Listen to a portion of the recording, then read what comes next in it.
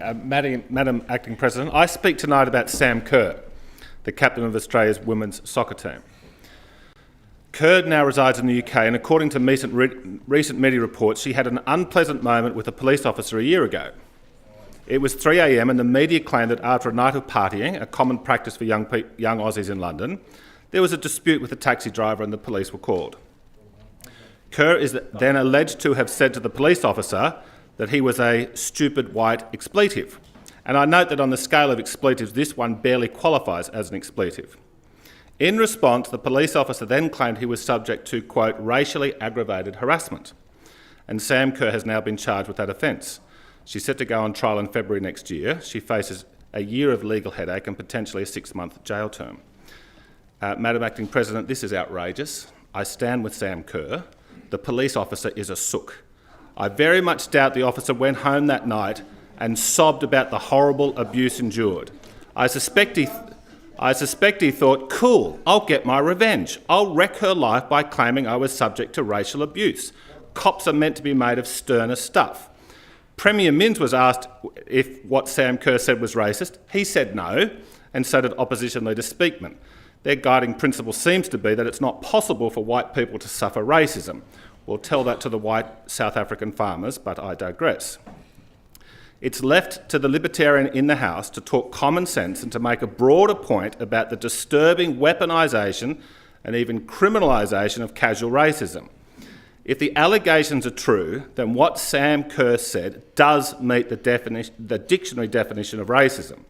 But on a scale of 1 to 10, where 10 is ethnic cleansing, this is a 0.1. If Sam Kerr is found criminally guilty of racism, then she's not very good at it.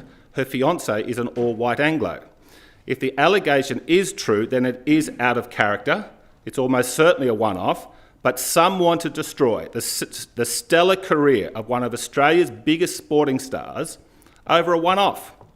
Now, if somebody does engage in casual racism, then they are at risk, and rightly so, of, amongst their social circle, to be reprimanded.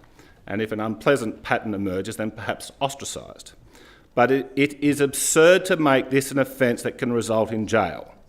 Now, of course, if somebody engages in clearly aggressive behaviour towards a police officer, then yes, they should be subject to a fine or something, and a racial insult can be part of the case against the defendant. But it is absolutely unnecessary to create a whole new category of crime over casual racism. Casual racism is a vice, but vices are not crimes.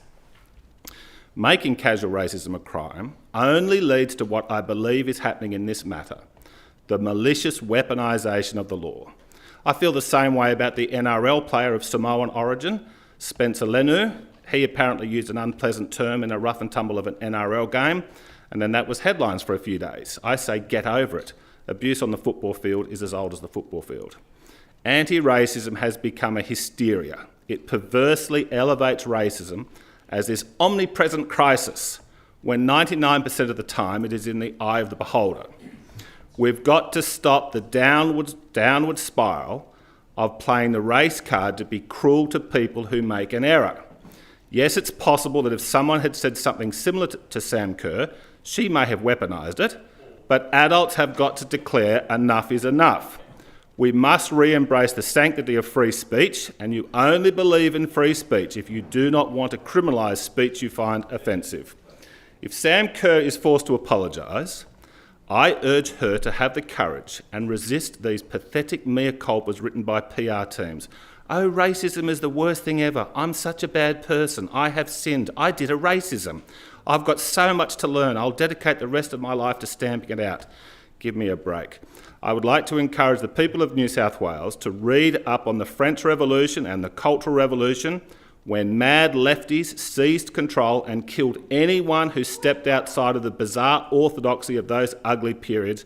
That's where the anti-racism mania is taking us. Thank you.